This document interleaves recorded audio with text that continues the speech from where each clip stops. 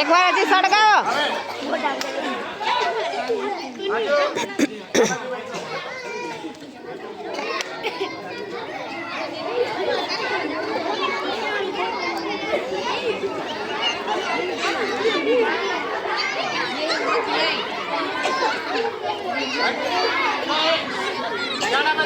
સાંભળો,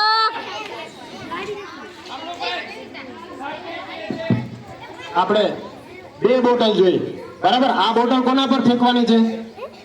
આ પાવડર વાળી છે ને, આના પર ડાયરેક્ટ તમારે આગ નહીં બુઝે. શેના માટે છે? ઇલેક્ટ્રિક શોર્ટ સર્કિટ થી આગ લાગે ત્યારે આ જે ડીસીપી પાવડર છે, ડ્રાય કેમિકલ પાવડર, એનો યુઝ કરવાનો છે. આ લાકડા માટે આ એ ટાઈપની આગ કહેવાય. એ ટાઈપની આગમાં શું હોય છે? મેં તમને કીધું કે લાકડું, પેપર, પ્લાસ્ટિક, એના માટે હંમેશા શું યુઝ કરવો જોઈએ? કયો બોટલ કરવો જોઈએ? એ આપણે વોટર ટાઈપ હતું ને એ. અને એ એક વખત ફોડ્યા પછી જ્યાં સુધી એમાં પ્રેશર હોય એ બધું નીકળી જશે ત્યારે જ એક વખતમાં વન ટાઈમ યુઝ હોય છે, બરાબર છે. આ ડીસીપી પાવડર પણ એવો જ છે. ઘણી વખત એની અંદર આપણે જોયું કે પિન કાઢીને પ્રેશર કર્યું તો થોડો તૂટી ગયો, પછી હલતો નતો. ઘણી વખત શું થાય? નીકળે પણ નહીં, તો એને થોડો હલાવવો પડે અથવા તો ફૂલ વધારે પ્રેસ કરીને કરવું પડે. હવે આ જે છે આની અંદર કેવી રીતે કરવાનો છે? પેલા આને ઓલી આપો. કાર્બન ડાયોક્સાઇડ, જે સૂકો બરફ કહેવાય છે, એકદમ ઠંડો હોય છે, બરાબર છે. અને એ આપણે કીધું કે કેમિકલમાં જ્યારે આગ લાગે, પ્રવાહી પદાર્થમાં આગ લાગે ને ત્યારે એના માટે આ હોય છે, બરાબર છે. આને યુઝ કરો એકદમ સિમ્પલ છે. તમારે ફક્ત પકડવાનું છે આ હેન્ડલ, કેમ કે આ એટલો ઠંડો થઈ જાય છે જ્યારે તમે થોડી વાર યુઝ કરો એટલે આને તમે પકડી પણ ના શકો, બરાબર.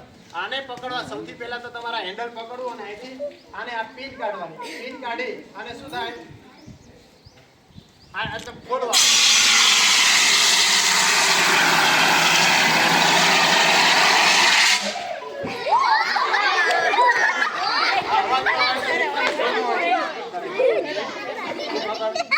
અને આને યુઝ કરવામાં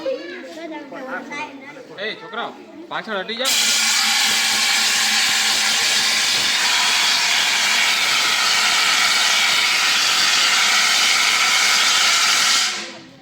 આ આપણું કેમિકલમાં જ્યારે આગ લાગે ને ત્યારે એના માટેનો છે. આના માટેનો આપણે યુઝ કરી શકાય નહીં. આ તો પણ ઇન કેસ કદાચ એવું જરૂર પડે તો આપણે આનો યુઝ પણ કરી શકો છો, બરાબર છે.